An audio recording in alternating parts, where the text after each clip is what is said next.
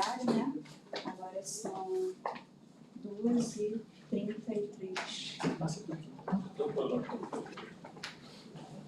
Gravação foi iniciada. Começou. Quando eu puder começar. Boa sorte. Pode seguir. Boa tarde a todos e a todas. É um prazer ministrar essa aula hoje. Voltar à universidade onde eu me formei, uma universidade também onde eu já fui professora substituta, que eu tenho muito carinho, tenho muito respeito por essa universidade e pelos seus membros, pelos seus professores. E eu gostaria hoje de expor o ponto 1, o ponto que se refere à relação jurídica do direito privado, pessoa física, direitos da personalidade, pessoa jurídica e bens.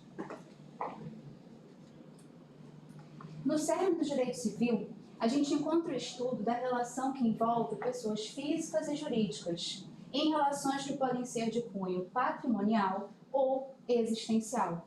Quando a gente pensa em relação jurídica, tradicionalmente, pensamos num vínculo que une sujeitos que terão questões contrapostas ou complementares. Esse é um conceito bastante tradicional de relação jurídica. Porém, podemos encontrar também na doutrina do professor Gustavo Tepedina o seguinte entendimento: a relação jurídica de direito privado apresenta-se como um regulamento de situações jurídicas subjetivas, que disciplina a conexão entre centro de interesses atribuíveis às titularidades. A gente percebe hoje que no direito civil temos um direito civil constitucionalizado. A Constituição, em bom momento, vem oxigenar as normas estáticas e tradicionais do Código Civil de 2002, trazendo, portanto, hoje a ideia de famílias plurais e democráticas, a função social da propriedade, da posse, do contrato. Permite também instrumentos para reparação integral de danos e protege vulneráveis. Então, hoje, trabalhamos muito com a perspectiva do direito civil constitucional, trazendo uma metodologia muito bem desenvolvida pelo professor Pietro Perlingeri, que tem como principais premissas a releitura dos códigos e leis à luz da Constituição Federal, preeminência das situações existenciais frente às patrimoniais, ou seja, o ser acima do ter, e também prioridade à função dos institutos antes da sua estrutura. A gente tem que entender para que serve um instituto jurídico e como ele pode ser importante para o atual momento que vivemos hoje, de forma contextualizada. Ainda, aplicação direta das normas constitucionais às relações privadas. Dentro dessa introdução, eu gostaria de trazer um exemplo muito emblemático, muito importante aqui no ordenamento jurídico brasileiro, que foi o reconhecimento da união estável e do casamento para pessoas homoafetivas. A questão da união estável, ela foi decidida no STF em 2011. Aplicou-se, então, uma interpretação constitucional ao artigo 1723, que falava que união estável era união entre homem e mulher. O Supremo entendeu que era necessária uma leitura constitucional, uma leitura que vede, uma discriminação, que traga igualdade material às relações. Portanto, entendeu que sim, era plenamente possível, juridicamente possível, a questão da união estável para pessoas do mesmo sexo. E, logo em seguida, caminhando nesse sentido, caminhando no sentido da própria doutrina, o CNJ publicou a Resolução 175 em 2013, autorizando o casamento em cartório de pessoas homoafetivas. Esse me parece um caso muito emblemático, um caso muito importante, em que a Constituição garantiu a proteção de direitos. E revitalizou o próprio Código Civil. Entrando na ideia de pessoa física propriamente, eu gostaria de começar com o conceito de personalidade. Segundo o professor Caio Mário, a ideia de personalidade está intimamente ligada com a ideia de pessoa. Exprime a aptidão genérica para adquirir direitos e contrair deveres. Essa aptidão é reconhecida a todo ser humano, independentemente de conhecimento, de discernimento, toda pessoa tem personalidade. E essa é uma questão interessante porque a doutrina debate quando teria início a personalidade jurídica. Ainda que o nosso código tenha adotado a teoria natalista, ainda que o nosso código, no artigo 2º, coloque que a personalidade começa do nascimento com vida, a doutrina tem alguns posicionamentos diferentes. Por exemplo, trazendo a teoria concepcionista, trazendo a teoria da personalidade condicional. É importante ressaltar que, ainda que o nosso código seja natalista, a lei deixa salvo alguns direitos ao nascituro e a própria jurisprudência, a própria doutrina reconhece alguns direitos ao nascituro. Temos questões relacionadas à tutela dos direitos da personalidade do nascituro, questões relacionadas à honra, aos dados pessoais. Cada vez mais cedo, os nascituros têm os seus dados pessoais sendo colhidos. Pensem, por exemplo, no exame pré-natal. No exame pré-natal, eu estou colhendo dado pessoal da mãe e do nascituro, certo? Então, reconhecer alguns direitos ao nascituro também é importante, ainda que não se reconheça a personalidade jurídica propriamente. Falei sobre o início da personalidade jurídica, quando ela começa aqui no nosso ordenamento jurídico. Falei sobre as teorias, as correntes sobre o início dessa personalidade. E agora eu chego ao fim da personalidade jurídica. Tenho a morte real e a morte presumida, e apertada síntese. Morte real com a morte encefálica. É quando, inclusive, é permitido a doação de órgãos. E temos a morte presumida, que pode ser com ou sem declaração de ausência. Sem declaração de ausência é para hipóteses bastante específicas, quando há uma probabilidade muito grande daquele sujeito ter falecido. Não foi encontrado o corpo, por isso que é uma morte presumida, porém, há uma probabilidade muito grande, O risco em que o sujeito se encontrava era um risco muito elevado. São as hipóteses que se encontram no artigo 7º. Eu não preciso fazer ausência e entro com um processo judicial de declaração de morte presumida sem ausência.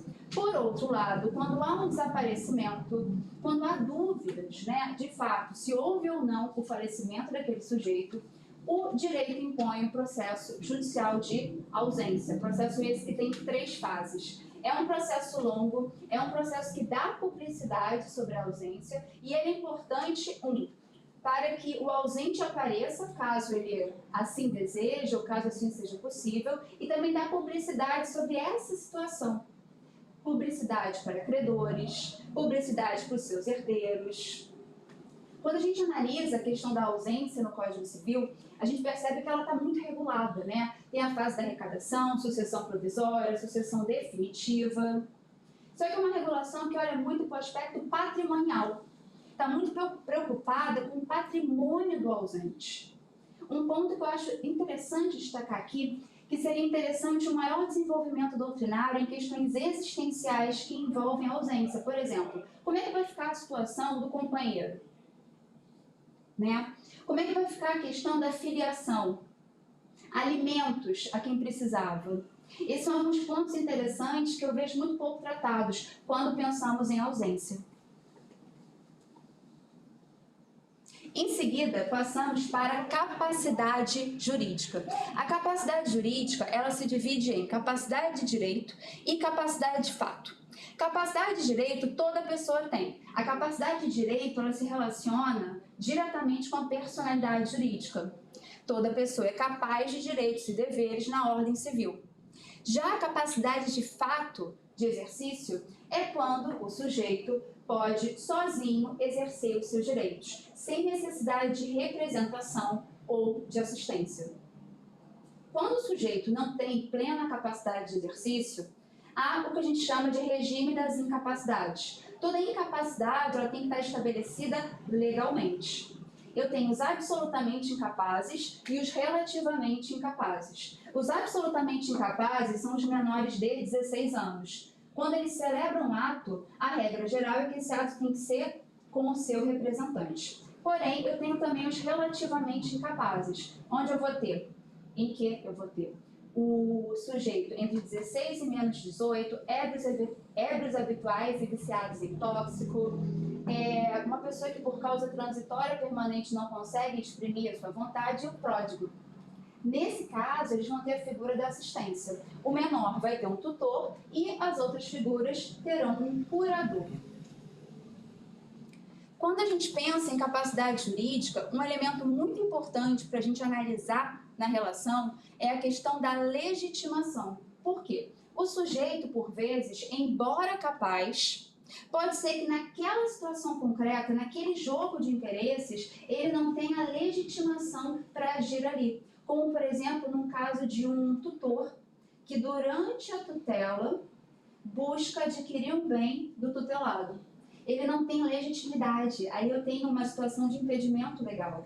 Então, olhar a legitimidade em toda a relação é também importante, assim como o regime das incapacidades. Mais uma vez, a capacidade civil no Código Civil, ela tem um cunho muito patrimonial, né? Ela está muito preocupada com a proteção de questões patrimoniais do sujeito. Seria interessante a gente pensar o regime de incapacidades também com uma lógica de situações existenciais. Por exemplo, pensem num relativamente incapaz. Um adolescente que tem 16, 17 anos. Situações que envolvem o corpo desse adolescente, uma cirurgia, um procedimento. É importante que ele tenha mais voz, ainda que ele ainda esteja numa situação em que os seus pais, né, fazem a sua assistência. É importante que ele tenha voz, que ele possa se manifestar em concreto nas situações. Então, olhar para a questão existencial no regime de incapacidades é muito importante, porque aqui é uma lógica bastante patrimonial, né, que envolve disposição de direitos, disposição de bens, é uma proteção de cunho muito patrimonial. Outro ponto importante quando a gente pensa em capacidade jurídica envolve o Estatuto da Pessoa com Deficiência, Lei 13.146. Esse estatuto, ele teve como norte a Convenção de Nova York, de 2007, em que promoveu os direitos da pessoa com deficiência, trazendo uma tutela pautada em liberdade, autonomia e igualdade. Em excelente momento, o legislador brasileiro desenvolveu o Estatuto da Pessoa com Deficiência, colocando que esse sujeito é sim capaz, ele tem capacidade jurídica. Tanto é que houve uma alteração nos artigos 3 e 4 do Código Civil. Portanto, a pessoa com deficiência, ela pode livremente casar, votar, trabalhar, pensar as questões reprodutivas sobre ela. Esse, então, foi um estatuto muito significativo para proteger e dar autonomia às pessoas com deficiência. Adiantando, né, passando agora para o próximo ponto, direitos da personalidade. No Código Civil de 1916, não havia um capítulo próprio para os direitos da personalidade. Podemos encontrar alguns artigos que mencionavam alguns direitos da personalidade, mas não havia uma estruturação sistematizada a esse tema. Até porque a doutrina começava a se debruçar sobre a temática. Não havia ainda no Brasil um desenvolvimento, um arcabouço muito profundo. Esse arcabouço mais profundo, ele vai se mostrar, ele vai aparecer mais evidente a partir da década de 60. E eu lembro aqui principalmente os estudos do professor Orlando Gomes, que tem vários artigos já naquela época pensando a temática. E nesse sentido, com o evoluir dos estudos, com os direitos da personalidade começando a surgir na Constituição, com leis especiais já prevendo espécies de direitos da personalidade, o Código Civil de 2002 ele vai trazer um capítulo para o tema, entre os artigos 11 e 21. O lado positivo, né, é que o Código Civil de 2002 ele de fato trouxe um capítulo estruturado aos direitos da personalidade, elencando algumas espécies e também trazendo dispositivos sobre a proteção desses direitos, inclusive após a morte do titular. Esses dispositivos também falam da tutela inibitória, da tutela de remoção de ilícito, falam indiretamente, né? Mas falam, por exemplo, o artigo 12, fala da questão da tutela inibitória, remoção do ilícito, a reparação do dano. Então, houve um desenvolvimento na matéria.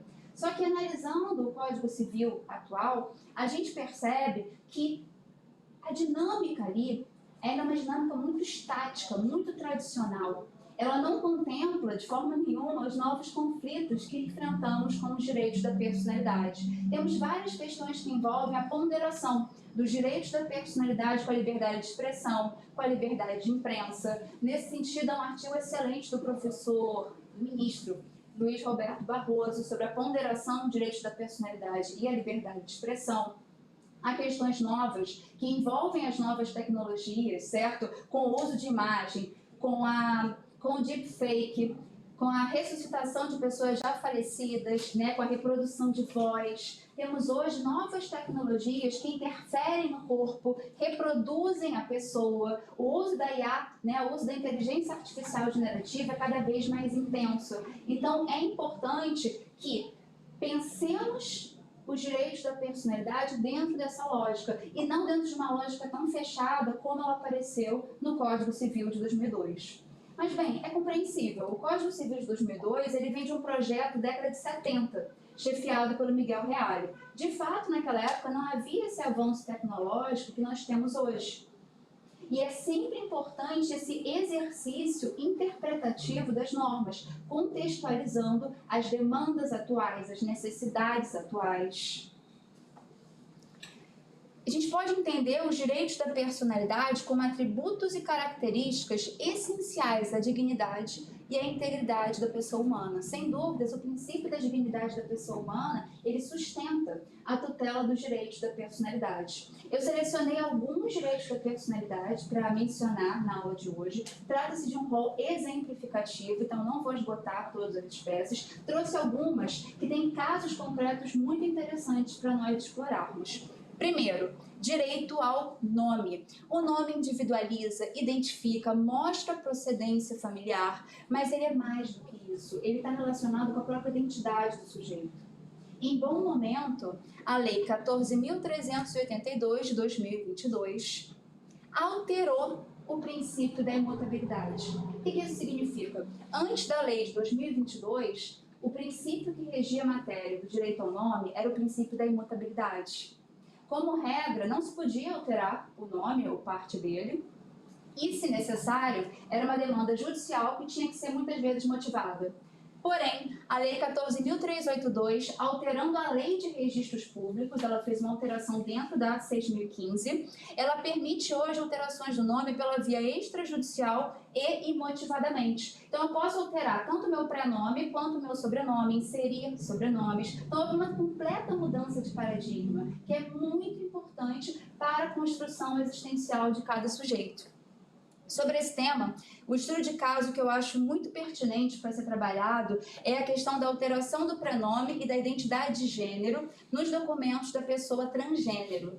Esse é um tema muito importante, está assegurando direitos quando pensa na temática. Nos tribunais superiores, essa demanda começa a surgir em 2009. Em 2009, começa a ser reconhecido o direito, de fato, das pessoas trans alterarem o seu prenome. Depois, a partir de 2017, encontramos já decisões que permitem a mudança de prenome e da identidade de gênero na documentação, independentemente de cirurgia. Esse é um ponto também muito importante. E seguindo essa corrente jurisprudencial, o CNJ, mais uma vez, publica o provimento 73 de 2018. E é interessante que foi em 2018, era um momento em que o princípio ainda era da imutabilidade. E aqui já se permitia a alteração do prenome e da identidade de gênero da pessoa trans via cartório. E não era necessário motivar. Ela alegava as situações do provimento 73. Claro, tinha que ter mais de 18 anos, não poderia ser um menor no ambiente cartorário, mas já oportunizava essa alteração. Bastante interessante na minha concepção. Outro direito da personalidade interessante para pensarmos é o direito à honra. A honra é um direito que se relaciona com questões culturais, históricas, políticas. Toda essa evolução histórica que vivemos influencia muito como a gente pensa a própria tutela da honra. A noção de honra que a gente tem no Brasil não é a mesma noção de honra que se tem, por exemplo, na China, no Irã. Tanto é que a própria antropologia tem uma série de estudos sobre a honra. E a honra, aqui no direito, ela teve um desenvolvimento muito elevado no direito penal. Tanto é que quando a gente pensa o direito à honra aqui no contexto civil, ainda a divisão entre aspecto subjetivo e objetivo aparece com muita força, porque esse critério é muito utilizado dentro dos crimes contra a honra. Critério subjetivo, é a proteção da autoestima, como a pessoa se sente. Critério objetivo é a proteção da reputação. Só que trazendo uma leitura civil constitucional para esse tema, me parece importante a gente trabalhar o direito à honra dentro da ideia de respeito. O direito que cada pessoa tem de ser respeitado concretamente dentro da sua dignidade.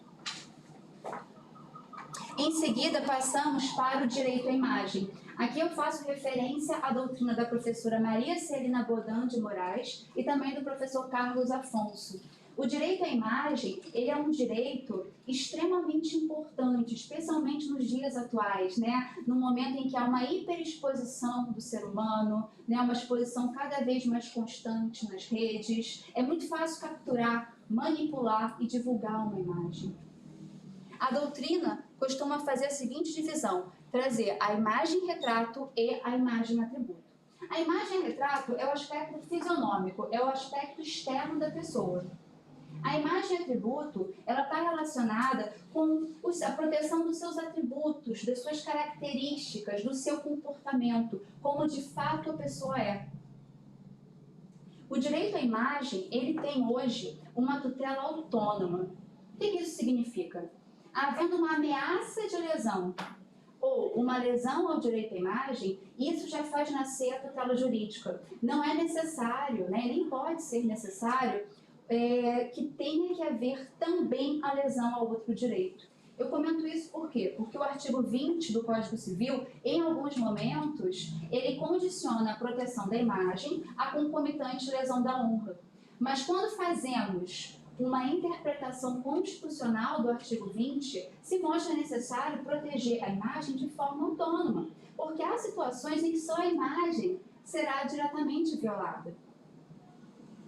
Outro ponto importante é que a própria Constituição traz essa autonomia ao direito à imagem quando fala da imagem como um direito fundamental e da própria reparação, no caso de dano à imagem. Outro ponto importante, para já concluir o direito à imagem, é a importância da jurisprudência. O STJ ele foi fundamental no contorno do direito à imagem no Brasil. Há uma série de julgados no STJ desde a década de 90 que envolvem os contornos do direito à imagem, como deveria ser o dano moral num caso de lesão, questões que envolvem o uso comercial do direito à imagem, questões que envolvem a ponderação do direito à imagem com a liberdade de imprensa, com a liberdade de expressão. Então, há um acervo jurisprudencial muito forte, muito importante nos tribunais superiores brasileiros, pensando o direito à imagem. E para fechar, pensando em direito à imagem, eu gostaria de destacar dois casos, que são dois casos muito interessantes para pensarmos de forma aplicada o tema, não só dentro de teoria, mas sempre de forma aplicada. A questão da divulgação não autorizada de imagens íntimas, né? Quando a gente olha esse tema, esse é um tema que é possível, inclusive, fazer um recorte de gênero. Há uma série de situações que mostram, né, que principalmente mulheres jovens são muito vítimas de divulgação não autorizada de imagens íntimas na internet. E além de toda a proteção que envolve os direitos da personalidade, nesse caso, temos também o artigo 21 do Marco Civil.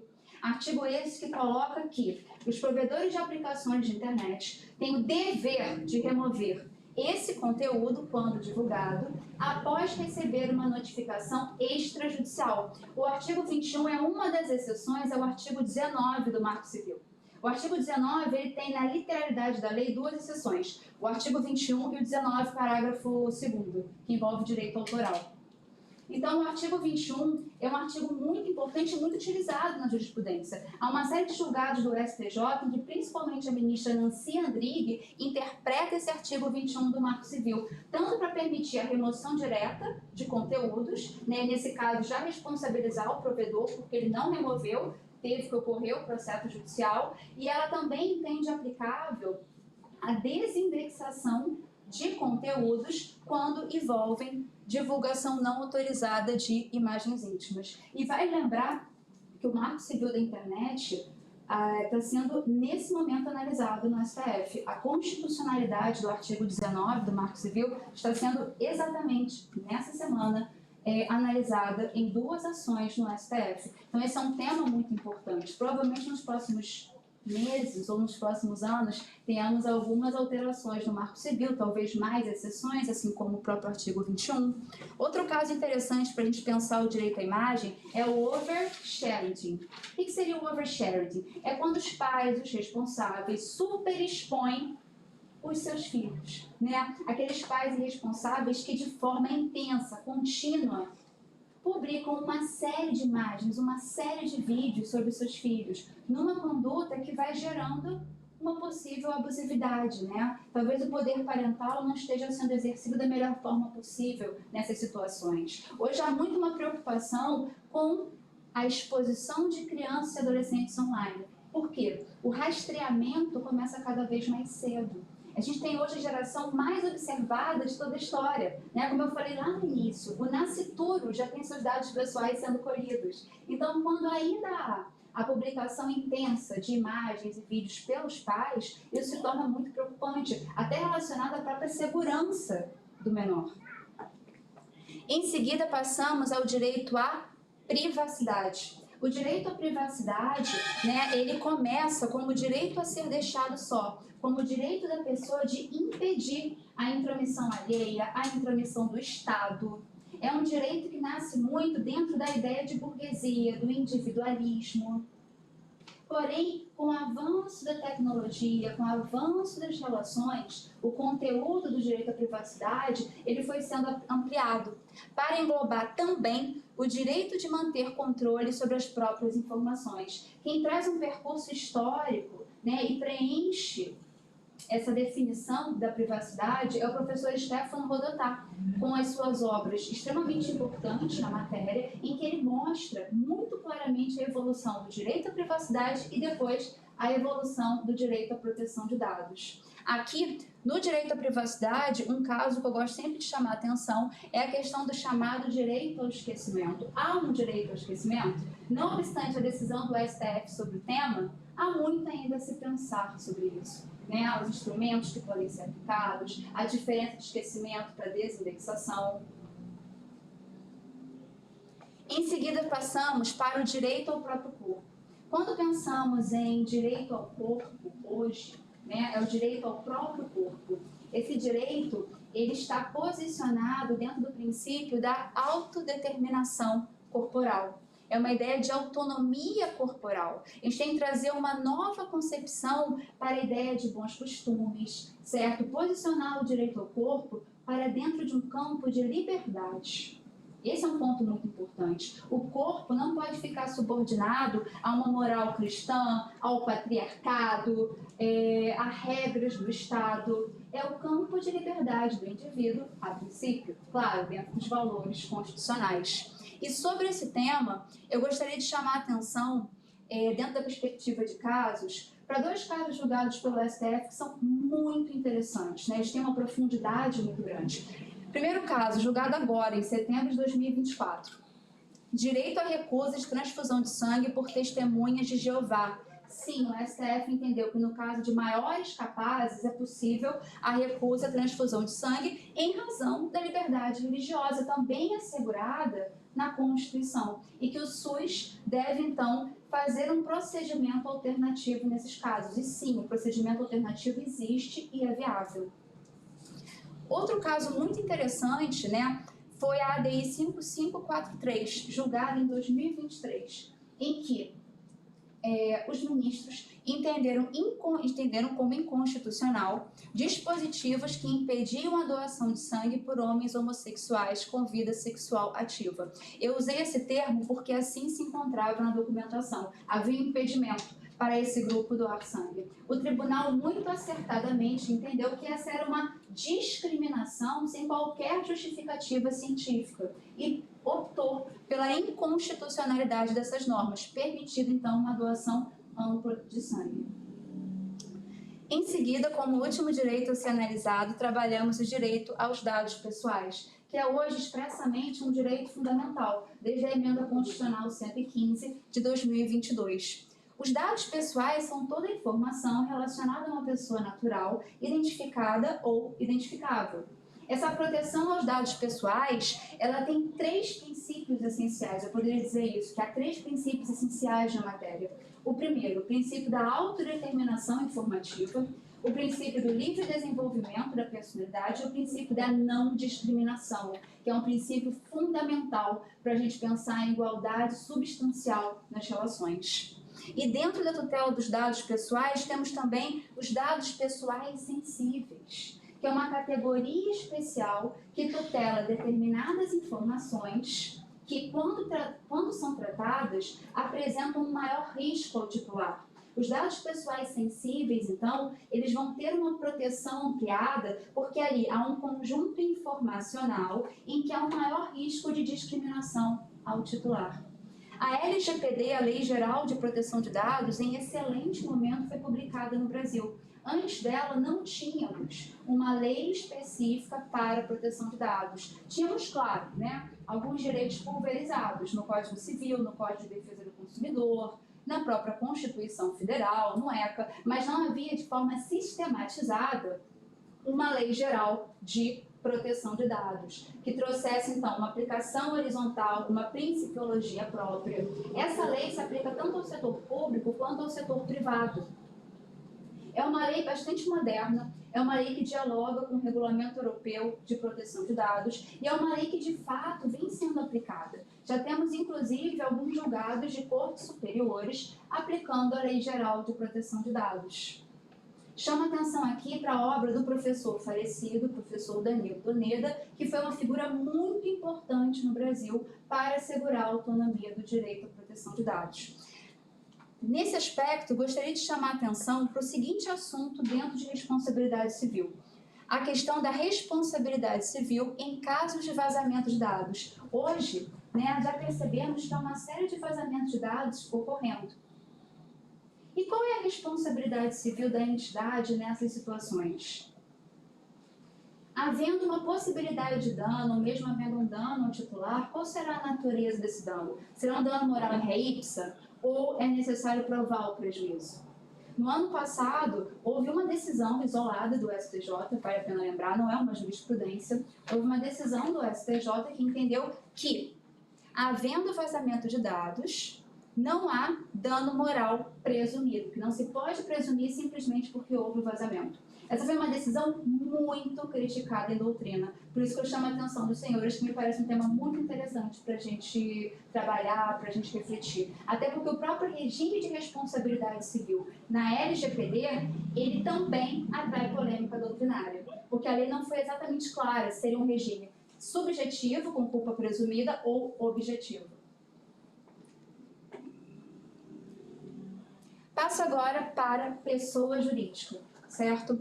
A pessoa jurídica, considera-se pessoa jurídica a entidade a qual a lei confere aptidão para titularidade de direitos e obrigações na ordem civil. Eu fiz um recorte aqui, se me permitem, a pessoa jurídica é o direito privado, tendo em vista que é um ponto de direito civil. Eu me ative às regras, à estruturação da pessoa jurídica de direito privado. Como é que inicia-se essa pessoa jurídica de direito privado? A inscrição do ato constitutivo é fundamental. Para essa PJ adquirir personalidade jurídica, conforme o artigo 45, é obrigatória a inscrição do ato constitutivo no órgão competente. É nesse momento que nasce, que inicia a personalidade jurídica dessa PJ, quando ela vai ser de fato titular de direitos e deveres na ordem civil. Aqui o nosso Código Civil optou pela teoria da realidade técnica. A nossa pessoa jurídica ela vai ter, então, um patrimônio próprio, patrimônio esse independente dos membros que a formam. É uma entidade, de fato, com plena autonomia, patrimônio próprio, personalidade jurídica, seus direitos, seus deveres. Tanto é que, a título exemplificativo, sabemos que a proteção que se dá aos direitos da personalidade também pode ser aplicada à pessoa jurídica. Por exemplo, nos tribunais verificamos situações em que a pessoa jurídica alega lesão ao nome, lesão à imagem atributo, à honra objetiva, porque são expressões dos direitos da personalidade que é possível estendermos à PJ. E há, inclusive, a súmula 227, que diz que a pessoa jurídica pode sofrer dano moral. Esse é um tema em doutrina muito polêmico, há uma grande divergência, Professores Gustavo Tepedino, Maria Celina Godin, Anderson Schreiber, professora Assunção, aqui na UFRJ, tem trabalho sobre isso. É um tema bastante polêmico que, infelizmente, não tenho como estender nesse momento. E quando pensamos nas pessoas jurídicas de direito privado, temos as espécies colocadas no nosso Código Civil. Primeiro, as associações, né? Uma organização de pessoas sem fins lucrativos que visam um assunto específico, né? Um assunto específico que une essas pessoas. Aqui no tema de associações, a gente consegue perceber situações que envolvem diretamente a eficácia de direitos fundamentais. Quando a gente pensa na liberdade associativa, que a exclusão do associado necessariamente tem que passar pelo devido processo legal. Então, em associações, é possível fazer uma conexão muito interessante com os direitos fundamentais, com as normas constitucionais.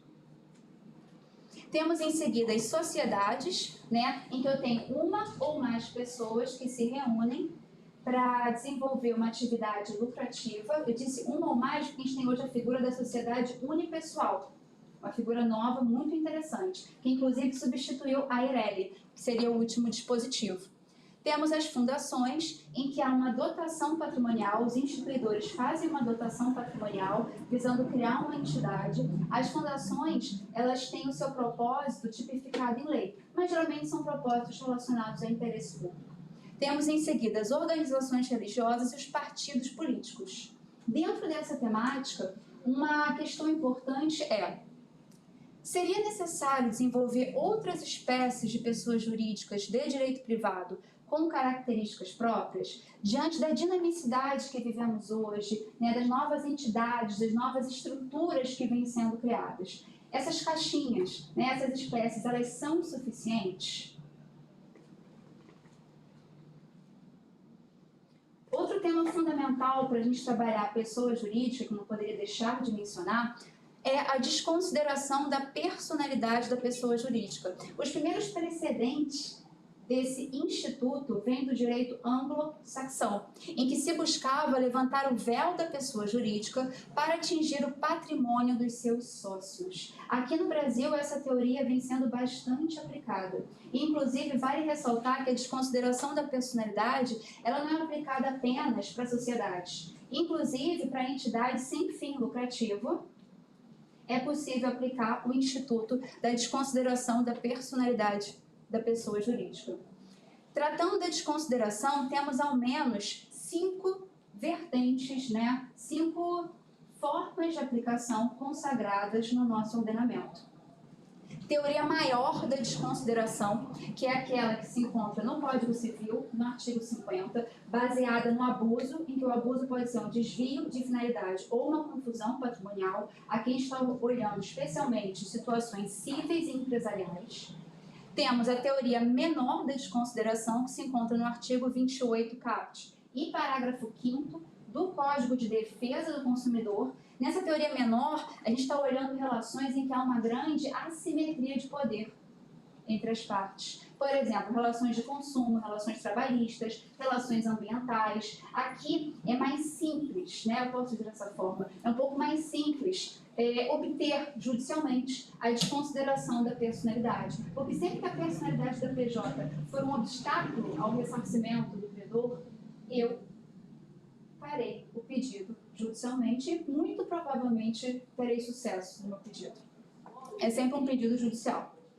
Outra possibilidade, desconsideração inversa, quando no caso a pessoa utiliza a PJ para esconder o seu patrimônio, né? A pessoa física tem débitos e ela utiliza uma pessoa jurídica para fazer a transmissão do patrimônio e assim tirar da vinculação do seu CPF um determinado patrimônio que provavelmente seria executado. Temos ainda a figura da desconsideração expansiva da personalidade jurídica e a desconsideração indireta. Ambos já vêm aparecendo com bastante força, inclusive na nossa jurisprudência. A desconsideração expansiva envolve a questão do sócio oculto, quando eu consigo chegar ao sócio oculto de uma determinada entidade para ali fazer a execução dos bens. E, por fim, a desconsideração indireta, naquelas situações que eu tenho conglomerados e entidades controladas e controladoras, e, por consequência, uma situação de fraude. Por fim, meu último tema, bens jurídicos, né? As relações jurídicas, que foi o primeiro ponto que começamos a trabalhar, as relações jurídicas são estabelecidas entre centros de interesses que têm por objeto bens jurídicos, né? O objeto pode ser um bem material ou imaterial, que tenha valor ao ser humano, né? Valor de forma ampla.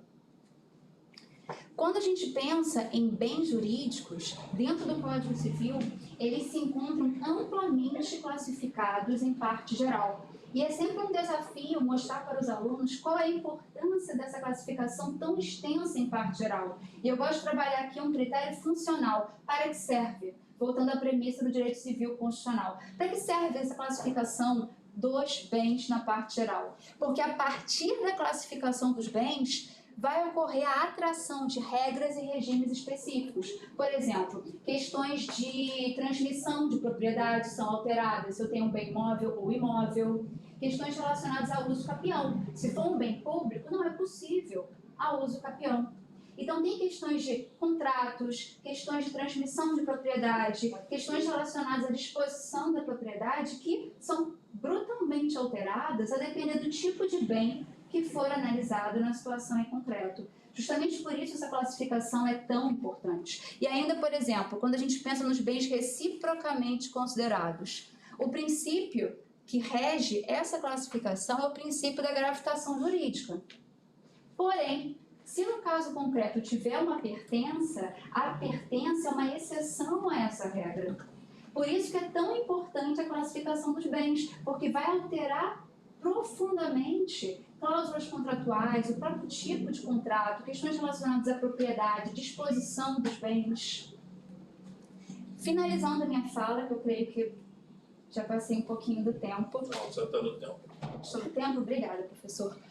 Gostaria de fechar falando do bem de família, dos bens comuns e dos bens digitais, que são 3 espécies muito importantes e com amplo interesse prático dentro da temática. Primeiro, o bem de família. O bem de família, eu tenho o bem de família legal e convencional. Legal em lei especial, lei 8.009, e o convencional no artigo 1711 do Código Civil. Ambos caminham harmonicamente. Um não exclui o outro. Esse é um ponto interessante para chamar a atenção.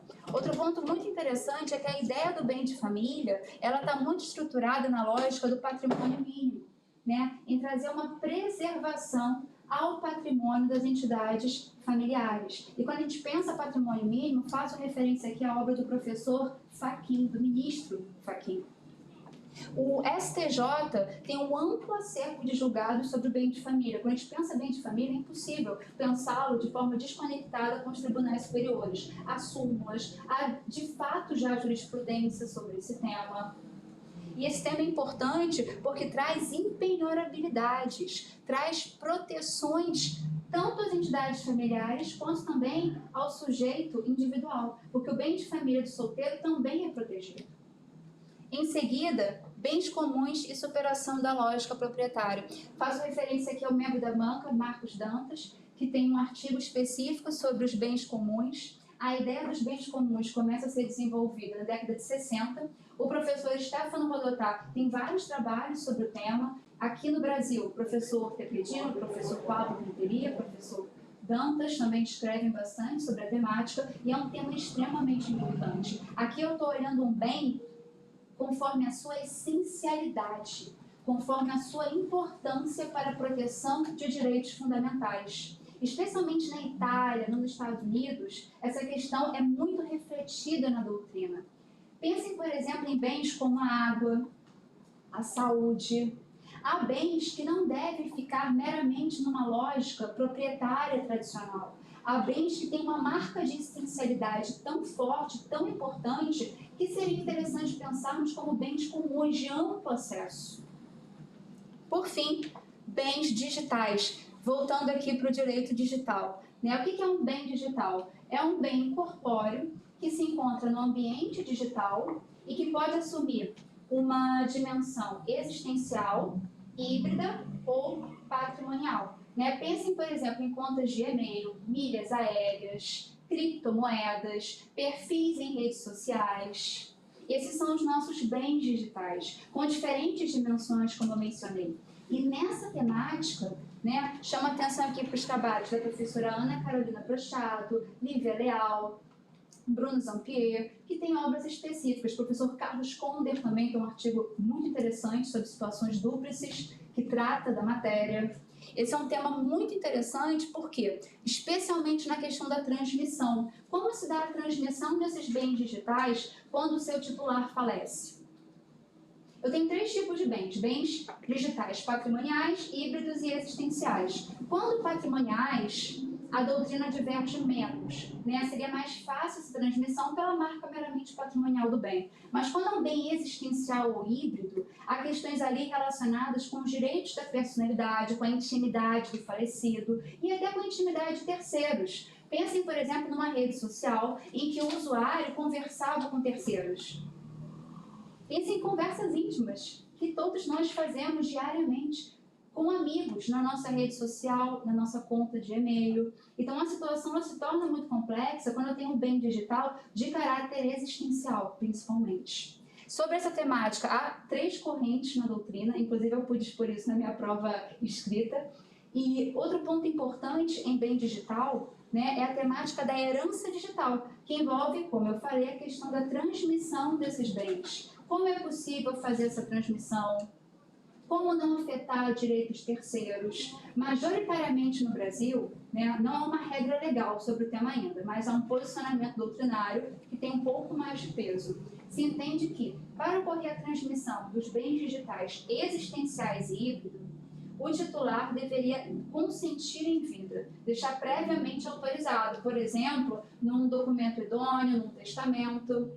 Já os bens patrimoniais poderiam ser transferidos. Mas em relação aos bens existenciais, ainda que haja o consentimento do titular, é importante sempre resguardar a intimidade, né, a privacidade de terceiros. Encerro assim o meu ponto, agradeço muito a atenção de vocês hoje. Ao final do material, eu coloquei a bibliografia que eu utilizei para desenvolver a aula de hoje, materiais que eu já li ao longo da minha trajetória acadêmica para produzir a reflexão, e agradeço muito a atenção de vocês e todo esse procedimento. Muito obrigada. Professora, a senhora fez em 46 minutos e 18 segundos. Muito obrigada. Eu posso Eu ia ensinar? falar isso, mas sim, se quiser pegar água. Eu quero. Olha, quer puxar. Cadê? Posso sentar? Eu ia falar do registro do tempo, mas o colega de banca já registrou, né? Que a gente sempre faz o registro, né, ao final da aula, até para constar oficialmente, né, pela regra do tempo, né, tempo cumprido. Agradeço a candidata pela aula. Vamos fazer algumas perguntas. Eu vou começar, vou só fazer algumas perguntas e depois vou abrir para os outros colegas. Eu ia pedir só para voltar nos primeiros slides. Por favor. Qual seria, professor? Qual o tema? Primeiro, direito civil constitucional. Isso. Né? Achei interessante, até porque mesmo sendo do direito internacional, eu conheço bem, né, a escola da UERJ, de direito civil constitucional, que eu acho muito interessante. E aí eu vou fazer só algumas perguntas ou sugestões, até para a gente ter esse debate que a gente vai ter ao final das aulas. Eu só me pergunto o seguinte: a gente imagina aquela aula assim, personalidade jurídica, está bem no início, assim, aquele aluno que está começando com o direito civil. E aí eu penso só o seguinte: talvez deixar para falar da escola depois só do de eles terem uma ideia, talvez, da personalidade jurídica, porque, de certa forma, é um pouco uma opção, né? É um, digamos assim, é um posicionamento. Não estou contra, mas eu talvez deixaria um pouco para depois. Eu pedi também para passar o próximo, o outro ainda, isso, né? Achei bem interessante, né? Acho que foi colocado de uma forma bem direta, e aí eu fiquei perguntando o seguinte, né? Talvez entre aí um pouco de direito comparado, né? Perguntar até seu posicionamento. Como é que é a sua visão sobre a morte civil? Aqui no direito civil, no direito civil. Sobre a indignidade? Morte civil. Como vê o Instituto da Morte Civil? A gente trata aqui, né, isso acho que tem mais do direito comparado. A gente trabalha nossa legislação com morte real e morte presumida. Como é a sua visão sobre o Instituto da Morte Civil?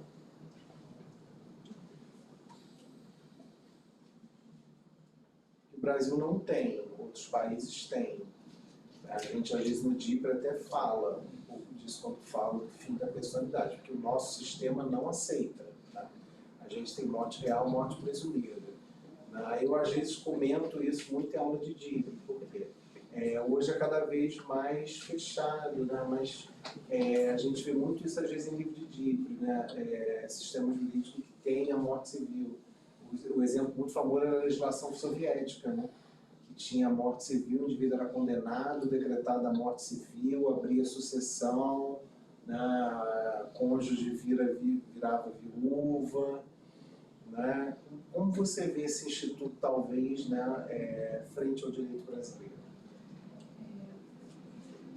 Bem, professor, eu não tenho muito conhecimento sobre a questão da morte civil, peço desculpas. Não tem problema. Conforme a sua explicação, parece que é um instituto relacionado, né, a uma forma de extinção da personalidade, mesmo com a pessoa ainda estando viva, né, como, talvez como uma sanção, no caso de infração a alguma regra administrativa ou penal. Bem, sendo nessa situação, me parece bastante incompatível com o nosso ordenamento brasileiro, com a nossa Constituição, tendo em vista que nem mesmo aqui temos a nossa regra, né? Não há uma prisão perpétua aqui, né? A gente sempre pensa em assegurar direitos, em proteger os direitos das pessoas, mesmo os presos têm direito a uma vida digna, inclusive o CNJ vem publicando uma série de diretivas para a proteção das pessoas que se encontram em situação carcerária. Já foi decidido que há um estado das coisas inconstitucional relacionado à situação dos presídios no Brasil. Então, me parece absolutamente incompatível importar esse instituto aqui para o ordenamento jurídico brasileiro. É por aí mesmo, até pelo artigo 17 da Ordem Pública. Tá? Mas não precisa ser do tipo, não, porque isso às vezes é comentado em direito comparado, eu acho, às vezes, já que a gente está falando de personalidade jurídica, eu acho interessante. E é exatamente isso, ele vem com uma terceira modalidade de extinção da personalidade jurídica da pessoa física. Né? É porque assim, veio do penal, mas os efeitos são no civil.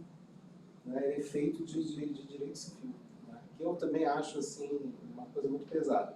Vamos só mais para frente, que eu até pegando uma provocação, né, que eu imagino que você faria muito mais. Pode passar, eu vou chegar lá. Pode seguir. Mais à frente. Isso aí. Né? E eu acho que talvez seria a provocação em uma aula real. Né? Eu fiquei pensando o seguinte: desenvolver outras espécies de pessoas jurídicas, né? Outras caixas. Né? E aí a minha provocação é o seguinte: e o trust do common law? Como é que fica no direito brasileiro? No direito brasileiro, a gente não tem uma figura totalmente equiparada ao trust, né? Inclusive a professora Milena Donato tem alguns trabalhos em relação a isso, inclusive é muito comentado até mesmo em planejamento sucessório, se comenta essa temática, em questão também de proteção a patrimônio, é muito comentado.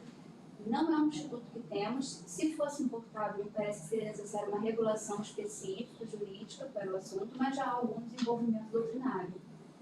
Por aí mesmo, né? Normalmente o pessoal leva mais para a praia da fundação, né? Chega mais perto.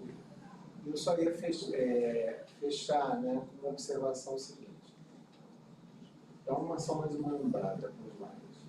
Não, agora voltando para trás. Pegar um também. É sobre direito da personalidade? Eu não me lembro. Vamos voltar aqui, quando ele aparecer eu vou lembrar. Isso aí. Os slides estão muito bem cuidados, tá? E aí fica um comentário talvez até de sugestão, porque eu acho que a prova de aula também fica como uma sugestão. Eu, da minha prática, eu ia sugerir até no sentido de utilizar o seguinte com o uso de slides, tá? Eu já fui fazer curso de neurolinguística, né, e aí levantaram umas coisas interessantes, né, de ensino, em sala de aula. Eu ia dizer a você o seguinte: você está com uma sala com 30 alunos, né? Uns têm uma estimulação maior visual, outros auditiva, né? Mas você tem uma coisa que é o seguinte: quando a gente trabalha com slides, a minha experiência e minha sugestão talvez destacar tópicos. às vezes evitar, por exemplo, está um 3.4, você trouxe um trecho de doutrina. Você põe isso na tela, acho que metade dos alunos, você está falando, eles param automaticamente, vão ler o que está escrito. Então, às vezes, se você não vai ler exatamente o trecho de texto, você não vai parar num determinado momento e ler, conforme aí vai destacar. E você lê o trecho inteiro, talvez usar tópicos, né? Por conta até de um estímulo didático. Né? Porque quando você usa slides que tem, às vezes, um conteúdo grande, em algum momento o aluno vai se dispersar, vai parar para ler o texto. Às vezes até ele faz isso instintivamente, né? Porque atrai, não, o texto atrai a atenção do aluno. Tá? Então fica mais como sugestão, mas seria mais isso mesmo, só para a gente debater a aula. Os slides estão muito bem cuidados, a apresentação muito clara, né? O conteúdo bastante apropriado, as referências excelentes, né? Tenho olhadas aqui. Então, não tenho mais colocações. Né? Vou passar para os colegas. Eles. Eles, exatamente. Já temos, né, uma professora aqui na porta para prestigiar. Né? Pensando, a gente começou meio informalmente, né? O público não estava, né? Então, aproveitar que agora a gente tem mais público, né? Para registrar meu agradecimento mais uma vez à banca, aos colegas que estão hoje aqui participando. Agradecer ao público, estar com a professora Fabiana, do nosso departamento, professora Juliana. O professor Rafael apareceu, não entrou, a professora Cíntia, acho que deve estar chegando aí, ou deve estar lá fora. Né? Agradecer a presença dos colegas, dos substitutos que trabalham com a gente também atualmente, você também foi substituto, né, na casa. Então, agradecer, é muito importante a gente ter público, né, nesses momentos tão importantes que são as provas didáticas dos concursos de professor. E os nossos alunos também, né, que são, né, os destinatários, né, que a gente faz aqui. Professora Vanessa, fique à vontade para os seus comentários para iniciar. Olá, Chiara, boa tarde. Eu gostaria, na verdade, de fazer uma provocação na sua mente.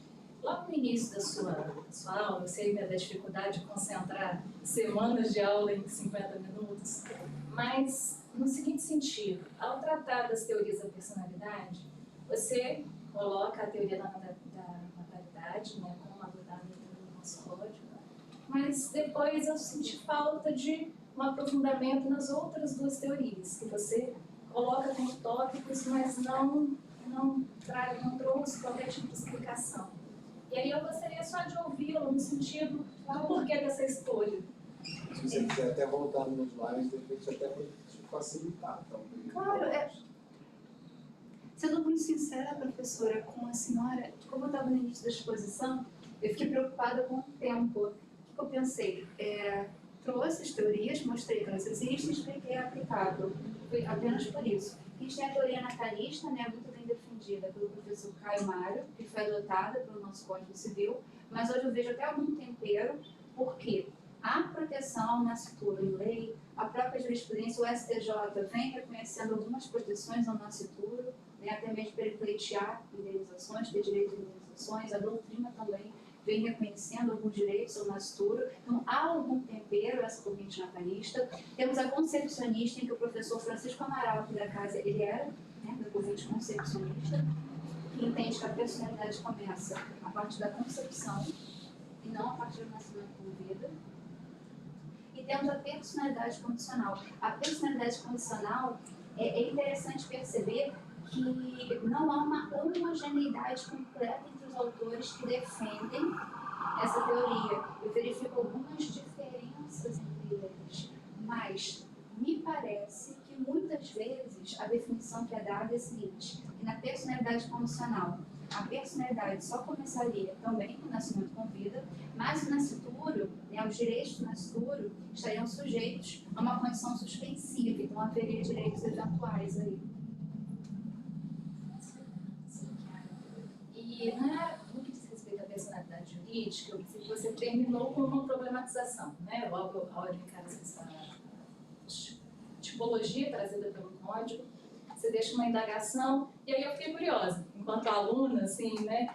O que será esse problema colocado, mas que não teve uma não houve sequer um caminho de resposta, né? E aí eu senti falta um pouco disso, dessa finalização desse questionamento que você fez. Eu pensei que quando se adquire personalidade jurídica, qual a situação do nosso Não, lá na pessoa jurídica. da pessoa jurídica, desculpa.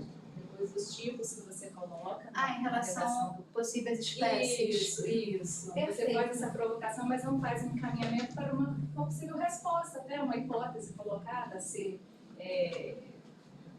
detalhada posteriormente, em outra aula, não sei, fica um pouco no ar. Aqui eu gostaria de trazer algumas problematizações. Por exemplo, alguns autores, isso não é majoritário, mas alguns autores falam que o condomínio edilício, por exemplo, deveria ser considerado uma pessoa jurídica. E autores que criticam esse posicionamento falam, mas bem, ele não seria propriamente uma associação, muito menos uma sociedade. Né? Se fosse transformado em uma pessoa jurídica, talvez tivesse que ser um outro tipo de pessoa jurídica de direito privado. Né? Eu não concordo, mas alguns autores defendem a questão do condomínio edilício, né, que é hoje um ente despersonalizado. E também dentro dessa problematização, um tema que eu gosto de trabalhar em aula, se refere à SAF, a Sociedade Anônima do Futebol. Né? Por quê? Muitos times de futebol, eles eram ou ainda são associações, porque de fato eles começaram lá no século passado como associações, né? Tinha aquele intuito de associação, mas hoje são entidades, obviamente com fins lucrativos, né? Que não estão propriamente, na prática, caracterizadas como uma associação. Tanto é que foi criado por lei a SAF. Né? Não tinha a SAF, ela adveio de uma lei, que é a Sociedade Anônima do Futebol, que é um tipo de sociedade, mas que tem algumas prerrogativas importantes e interessantes para tentar que alguns times de futebol saiam da classificação de associação e se tornem uma sociedade anônima do futebol. Por exemplo, o Vasco caminhou assim, o Botafogo também. Obrigada, professora Chiara, satisfeita com essa resposta, parabéns pela aula. Obrigada, professora. Obrigado. Vou passar a palavra para o meu colega, o professor Leonardo Matias, agradecendo mais uma vez a presença. Eu que agradeço, é uma honra para mim. Meus cumprimentos à professora Chiara pela aula, pela organização, pelo conteúdo. E para prosseguir o diálogo, eu gostaria de trazer algumas indagações.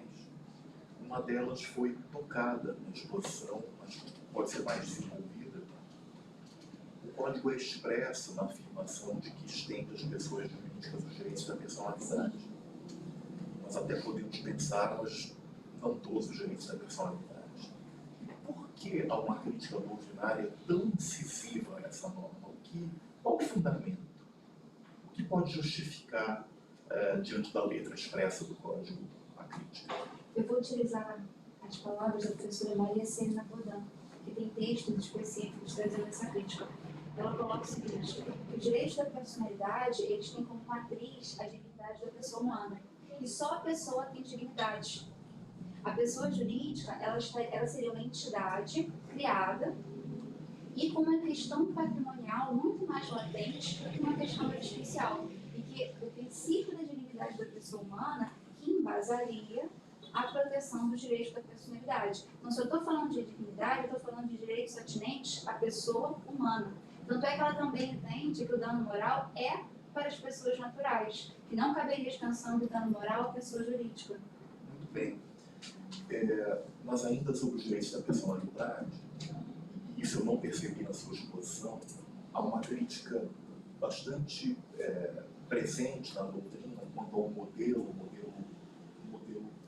pluralista, dispersivo, os direitos subjetivos da personalidade. Não haveria uma construção melhor, pelo ângulo inclusive civil constitucional, para atender à proteção da personalidade humana, do que essa feição de direitos múltiplos, variados da personalidade, direitos subjetivos? É interessante esse modelo adotado no Brasil, porque há outras nações que têm um direito geral de personalidade, né? E dele advém a expressão de outros direitos.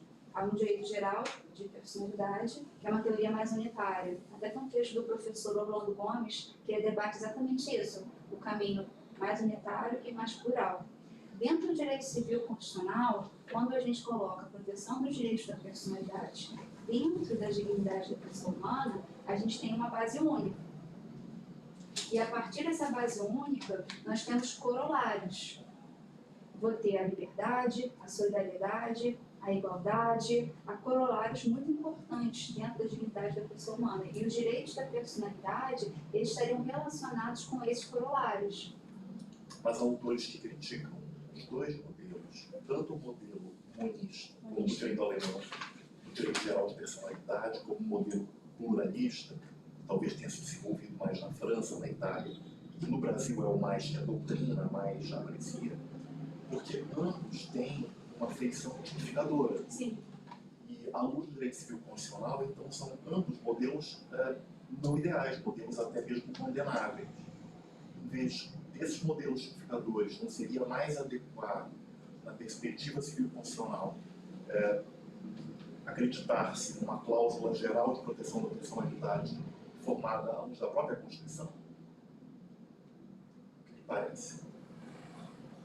Sim, uma dinâmica bastante interessante para pensarmos. A professora Maria Celina Bodan, ela fala bastante da questão de haver uma cláusula geral de proteção. Qual é a diferença entre cláusula geral de proteção da personalidade e direito geral de personalidade? Ou seria trazer o modelo alemão para o Brasil? O modelo do direito geral de personalidade. É a mesma coisa, é diferente. Cláusula geral. Bem, me parece que a cláusula geral, no sentido que, por exemplo, o professor emprega, vai ter um escopo mais amplo, permite um maior espaço de interpretação ao intérprete e vem diretamente da dignidade da pessoa humana.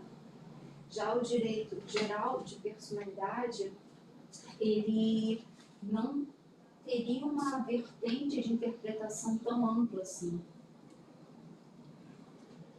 Obrigado, mais uma outra pergunta. Ela já foi até parcialmente trabalhada pela professora Vanessa, que eu tinha notado sobre os entes despersonalizados. O que parece que o espólio da massa de família, nesse contexto da personalidade jurídica? São entes despersonalizados, né? São bens, identificados como bens jurídicos, mas são entes despersonalizados, em que o direito de tutela, né, eles são representados, o Código de Processo Civil permite a representação dessas entidades, mas eles não têm propriamente personalidade jurídica, mas a representação em juízo é garantida no Mas Código são de Processo Civil. sujeitos ou são objetos de direito? É um ponto bastante interessante, né? Quando a gente pensa em sujeito de direito, seria só pessoa jurídica e pessoa física, ou também poderia englobar os entes despersonalizados. Sobre isso, a doutrina diverge um pouco, tende a caminhar mais para o sujeito de direito, né? Porém, os entes despersonalizados, eles têm relevância prática, né? Relevância prática, podem ser partes, mas caminham mais no sentido de bens que têm uma representação. Posso interromper? Claro, quanto Uma não última quiserem. pergunta. Gostaria de deixar Até os membros da banca à Claro, vontade. para que todos possamos dialogar com o candidato. Qual a sua impressão sobre um movimento que hoje é forte no direito civil comparado, da contratualização do direito das pessoas? Contratualização de situações existenciais. Exato. Perfeito, professor. Então, esse é um tema muito interessante, especialmente no direito de família, né, me parece, porque cada vez mais as pessoas vêm tentando contratualizar, ou seja, colocar em termo situações que não têm cunho patrimonial, e sim cunho existencial. E até que ponto tem validade esses termos? Até que ponto isso pode ser tutelado pelo direito? Esse é um questionamento muito interessante. Porque é claro que podemos colocar a termo a forma como vamos criar os nossos filhos, né, questões relacionadas ao poder parental, mas há algumas questões relacionadas, por exemplo, ao relacionamento afetivo entre duas pessoas, que, a princípio, são objeto tão quanto incomum para se encontrarem dentro de tratativas, né? Isso vem acontecendo bastante no direito de família.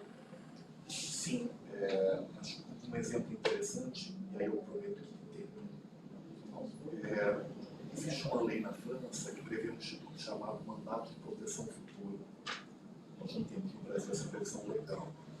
Mas seria aplicável aqui à luz do nosso ordenamento, afinal, no âmbito da autonomia privada, quem sabe, eu posso designar alguém para cuidar de mim se eu ficar doente. Ah, sim, as diretivas antecipadas, os testamentos vitais.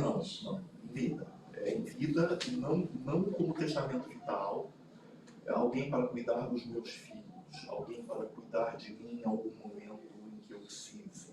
Não necessariamente a figura do testamento vital que é mais conhecida, Mas a diretiva... mas como mandato de proteção futura do direito francês. Seria viável no nosso sistema? Ou enfrentaria algum obstáculo que o próprio ordenamento hoje já teria como instituto da curatela? Mas o senhor pensa numa situação em que esse sujeito perca a capacidade civil, Não ou se acha uma necessariamente. impossibilidade, Não necessariamente. uma situação de ausência? Não necessariamente seja incapaz. Seja interditado para além da incapacidade. Me parece uma documentação viável, né? Seria importante que fosse feito por instrumento público, para trazer uma maior organização, né? Uma maior, garantir uma estruturação, questões de validade também vão ser mais bem observadas nessa documentação. Mas mesmo sem sem termos lei no Brasil, Bem, a partir de um amplo desenvolvimento doutrinário, talvez seja possível construir esse tipo de documentação, sim. obrigado. Obrigado. Obrigado, eu que agradeço. Vou chamar o colega, o professor Marcos Chalutas, agora com a palavra. Agradecer a minha presença. Obrigado, eu que agradeço aí a oportunidade, parabenizo o candidato pela disposição. Eu queria só fazer duas observações. A primeira, queria mais ouvir você falar mais a questão da nova concepção para os bons costumes. Você colocou ali a autonomia corporal e essa nova concepção dos bons costumes. Eu sei que a questão do tempo, né, médio, a gente fala, que é importante, tanta coisa legal que a gente tem para falar sobre o sistema, né? Então eu queria ouvir você falar um pouco mais sobre isso. Perfeito, professor. Para pensar nos costumes, eu gostaria de fazer referência ao trabalho da professora Tamis Dalcenter, que é professora aqui da PUC-Rio. Ela tem matéria de doutorado revisitando o Instituto dos Bons Costumes, porque tradicionalmente os bons costumes eram vistos, né, como uma limitação ao corpo, uma limitação que advinha de valores tradicionais relacionados com a moral. Nesse sentido, a proposta é entender os bons costumes, mas dentro de outros contornos, né? Bons costumes como os valores constitucionais que devem ser aplicados às relações, e não como valores subjetivos, tradicionais, relacionados ao moral cristão. É posicionar os bons costumes dentro da carta constitucional que nós temos, né? Bons costumes no sentido de quais são os valores fundamentais, essenciais, que são preconizados pela Constituição. Seria dentro desse caminho. E uma outra questão que você também colocou ali, você colocou no debate, né? O projeto de reforma do Código. Como é que é a sua visão sobre esse projeto? Bem, esse é um tema muito importante, né? Eu entendo que é impossível falar de direito civil sem fazer menção a essa comissão que agora foi organizada. A gente sabe que o Código Civil de 2002 já sofreu várias alterações pontuais, como eu falei, que o próprio Estatuto da Pessoa com Deficiência fez uma alteração profunda em família, em parte geral. Vem sendo publicadas também leis especiais que se harmonizam com o Código, mas houve agora, né, a elaboração, a organização de um grupo voltado à reforma do Código Civil. Inicialmente começou a discussão como algo mais pontual dentro do Código, mas na última versão do anteprojeto desenvolvido, me pareceu que seria praticamente um novo Código. Eu tenho algumas dúvidas, sendo muito sincera, sobre o conteúdo de algumas normas que se encontram nesse anteprojeto, especialmente o livro de Direito Digital, que querem adicionar ao Código Civil. Eu sou bastante crítica a esse livro, porque pegaram vários assuntos de direito digital e colocaram um artigo, né, para cada um. E me parece que alguns não adotaram o caminho mais adequado para pensarmos na problemática. E propriamente dentro do direito civil, eu li alguns artigos, por exemplo, relacionados à parte geral.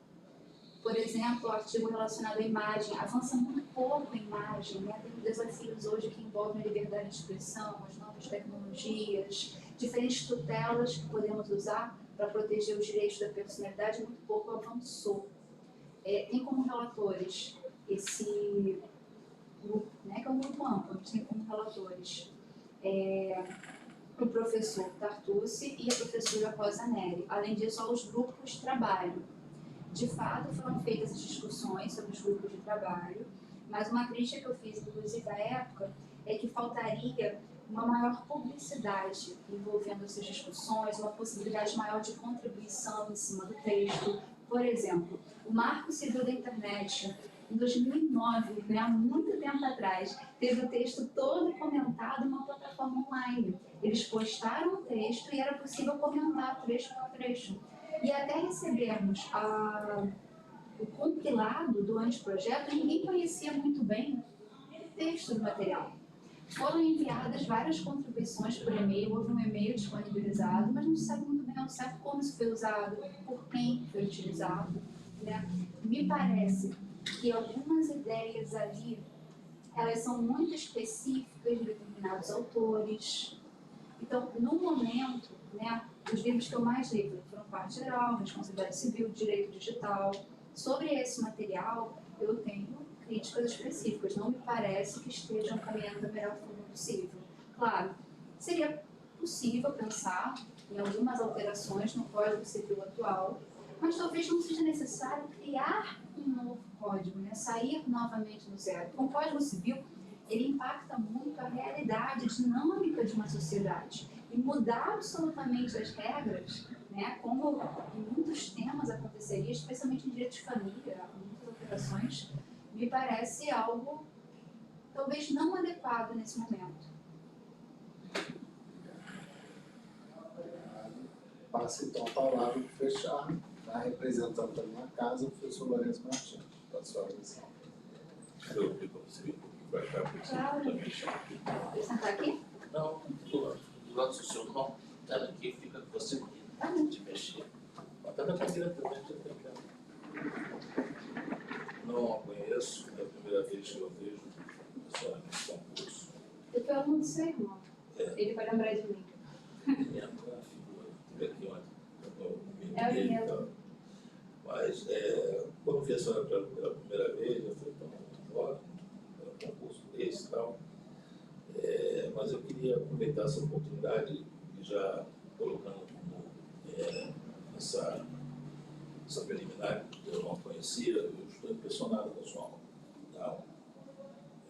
Estou impressionado com a simplista que a senhora está no bom caminho, de um núcleo de professores de direito civil pela Faculdade Nacional de Direito. Eu tenho muito orgulho de participar, porque são todos muito talentosos nas suas características. Então, eu queria começar assim. Eu vi a fala do professor Marcos, mas antes de entrar nela, eu tenho uma descoberta que eu fiz esse ano, por conta de experiência dos últimos 6 anos, que é o princípio da boa-fé. Tudo que eu falo hoje, e eu senti também que você vou questionar, né, dentro dessa profissionalização do direito civil, né, que as pessoas colocam na sua apresentação, como é que você viu o princípio da boa-fé? O princípio da boa-fé, né, hoje, dentro do direito civil, ele é extremamente importante. Ele faz parte de um dos princípios basilares do Código Civil, assim como a função social. A gente trabalha muito, né, a boa-fé objetiva, pensando nos deveres laterais, na ideia de cooperação, na ideia de lealdade entre as partes. A boa-fé objetiva, ela tem várias funções no nosso código, como, por exemplo, na questão do abuso do direito, na questão da interpretação dos contratos também, traz deveres laterais para as partes. Então, Então aparece em vários momentos. Quando a gente também pensa nas próprias relações familiares, fim do casamento, né? A boa-fé ela se apresenta como um modelo, né? Ela traz um modelo de conduta esperado. O que é esperado pelas partes? Qual seria o comportamento mais idôneo, mais adequado a ser desempenhado naquele momento? Então, é um princípio basilar do Código e da própria estruturação do direito privado. Nos direitos reais, em alguns momentos, a boa-fé é uma boa-fé subjetiva. Esse é um ponto interessante, né? Mas, como de forma ampla, a gente pensa bastante uma boa-fé objetiva. Assim como no Código de Defesa do Consumidor, né, que foi uma das primeiras normas a estampar claramente a boa-fé objetiva no nosso sistema. E tem alguns trabalhos muito interessantes sobre boa-fé, da professora Judite Martins Costa, do professor Carlos Conder, trabalhos muito interessantes. E ainda, né, sobre boa-fé, é possível relacionar com a questão da violação positiva do contrato. Então, tem vários institutos que podemos pensar. Não é tão aceito assim. Também, né? As pessoas vão amadurecendo isso. Uma pergunta que o professor Marcos fez, e é um desafio também no meu interior, né? Quando ele fala da morte de civil. Tá? Eu estou defendendo um trabalho aí que eu estou desenvolvendo com ele, essa questão da boa-fé, né? E quando eu leciono de responsabilidade civil, que é uma matéria que eu sou apaixonado, eu fico atrás de condutas, né? Você hoje falou uma coisa aqui que eu brinco muito, brincava muito com o Nelson Rosenbaum, né? Você vê no nosso código, a gente ainda tem restrição ao usuário de tocha. Um troço assim que ele fala isso há muitos anos, mais de 15 anos, né? Mas essa morte civil que o Marco colocou, eu vejo muito na responsabilidade civil. Tá? Quando determinadas condutas, o Orlando Gomes que faz um ensaio, aí, quando a gente lida com pessoas que provocam danos à nossa condição funcional, né? E aí eu entro na questão da legitimidade, porque eu vejo boa-fé também no processo civil. Nós estamos tão elegantes, civilista prestando a boa-fé no processo civil, que está lá nos meus artigos. Aí eu pergunto a você, né? Nesse contexto da morte funcional, você poderia correlacionar, né, já que você falou de pessoa jurídica, pessoa física, né, com a morte civil? A questão da boa-fé. Morte civil, perdas e danos. Perdas e danos? Deixa eu dizer mais específico, né, para você, mais pontuado, né, que está arrumadinho na minha cabeça. A questão daquela pessoa borderline, daquela pessoa psicopata, daquela pessoa, psicopatia não é um transtorno na minha cabeça, na construção científica. Aquelas pessoas que têm aquelas questões de personalidade, quando elas provocam danos a essas pessoas, né, provocando às vezes nela uma morte civil, ainda que seja temporária. Bem, quando pensamos na responsabilidade civil, né, a gente tem um princípio básico, a reparação integral dos danos, mas, por vezes, essa reparação ela também pode ser muito custosa ao ofensor. Então, é sempre importante termos também um equilíbrio na relação, né? O próprio artigo 944 do Código Civil faz essa correlação entre culpa, extensão do valor da indenização, que sempre que temos uma relação interpessoal, entre privados, é muito importante uma conduta proba, uma conduta conforme a boa-fé objetiva, né, para não imputar a terceiros condutas que não são reais. E a gente percebe muito hoje denúncias falsas, a gente percebe muito hoje que há uma falta de responsabilidade com o outro, uma falta de cuidado com o outro, certo? Então, é muito importante, nesse contexto de boa-fé, o desenvolvimento de relações mais pautadas na confiança, né, o desenvolvimento de relações mais saudáveis, que não seja necessário chegar até um procedimento civil ou um procedimento penal. Você falou uma coisa aí, eu pergunto a você. Né? O que você quis dizer? Eu não consegui alcançar, desculpa a minha limitação.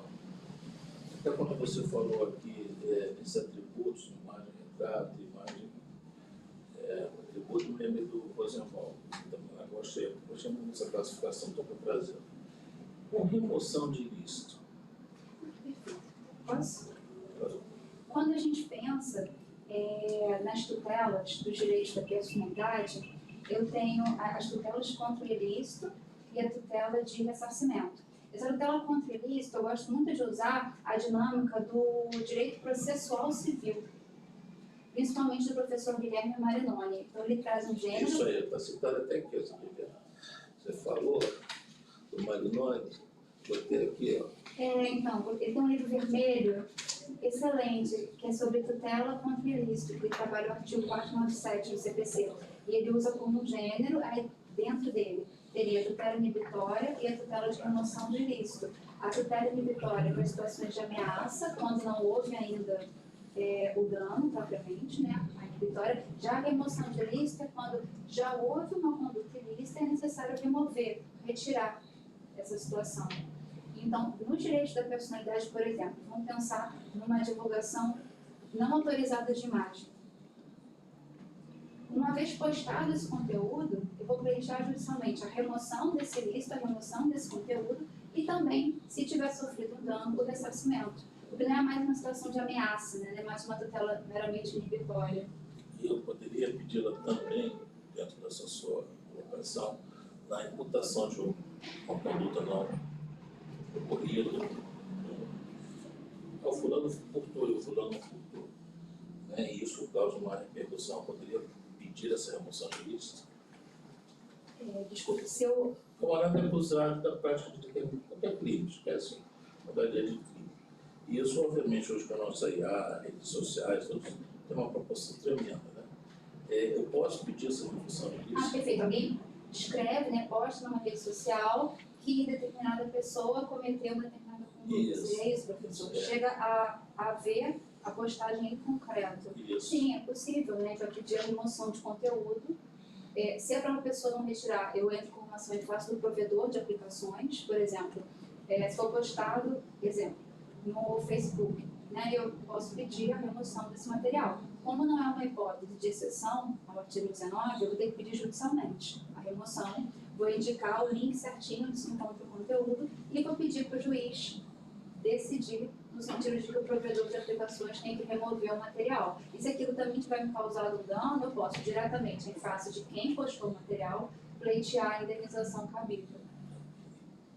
Você, ponto 3.6, né, você fala ali no direito aos dados pessoais, igual que a observação do Marinoni, caso para estudo, qual o regime da responsabilidade civil em caso de vazamento de dados. Não, em outro momento, ele fala do casamento, né, ele altera o Código Civil.